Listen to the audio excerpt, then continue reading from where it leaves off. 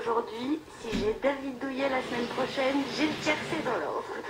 Bon, Nadine Morano. Avant de me plonger dans vos discours, vos pensées et vos tweets, ce qui, je vous l'assure, ressemble fort à un saut dans le vide, j'ai commencé par répondre à l'attente que vous aviez exprimée à l'égard des jeunes musulmans en évitant pour l'occasion de porter une casquette à l'envers et de parler en verlan. Ça ira comme ça?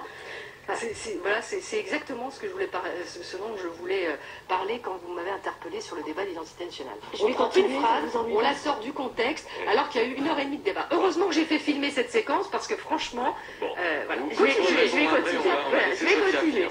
Alors, dans un sujet d'envoyé spécial, j'ai découvert une Nadine Morano différente, tant vous sembliez sensible à la poésie feutrée d'un pizzaiolo de Toul, rappelez-vous. On fait des pizzas très spécifiques politiques. Donc il y a la pizza DSK à base de béchamel et une partie olive noire uniquement sur la moitié. Alors, sans nous appesantir sur ce lâcher de béchamel, j'aimerais faire remarquer à nos auditeurs la délicatesse de cette allégorie dont la poésie nous permet de goûter ce dont DSK semblait vouloir faire profiter un maximum de femmes. Non, le plus surprenant étant que vous insistiez pour que votre ami poète décrive aux caméras de France 2 ce que vous qualifiez de pizza très spécifique politique. Sans compter qu'une pizza à la béchamel, ça doit être rudement bon.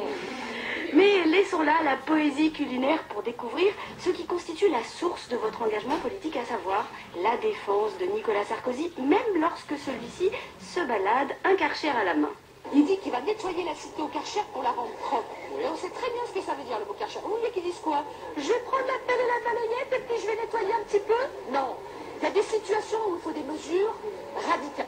Radicales. Non, Nadine, je ne voulais pas qu'il prenne la pelle et la balayette, mais simplement qu'il s'attelle au problème des banlieues sans avoir besoin de traiter les gens de racailles. Vous voyez, il n'est pas question de nier les problèmes de banlieue, mais d'arrêter d'humilier ceux qui y vivent autrement que dans des logements à vivre à 15 dans les logements, des polygames et tout. Ah, Nadine, comment vous dire? Je suis certaine que vous êtes capable d'entendre que le mot Karcher implique difficilement de faire la distinction entre des milliers de personnes qui vivent normalement dans ces cités et ceux qui trouvent logique de lancer leurs poubelles par la fenêtre, de racketter les petites vieilles ou de vivre à 15 dans un logement. Et si je sais que vous en êtes capable, c'est parce que depuis que je lis vos messages sur Twitter, j'ai découvert votre esprit. Et j'ai découvert qu'il était capable d'une grande complexité. Par exemple, lorsque vous écrivez « Je tape plus vite que mes doigts, mais je corrige aussi vite que ma pensée ».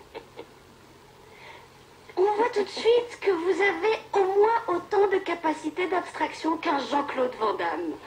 Voilà, alors après c'est ce facile moment... celle-là. Non, oui, c'est un tuto qui l'a écrit. Elle était de vous, copieuse. Elle était jolie. C'est pas vrai, je l'ai dit hier sur LCI à 10h du matin.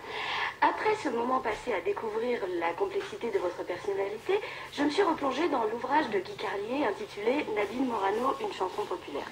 En le lisant, ce qui m'a le plus inquiété, ce n'est pas tant qu'il déplace une telle boîte de cirage pour astiquer les escarpins d'un ministre en exercice, mais le fait que Carlier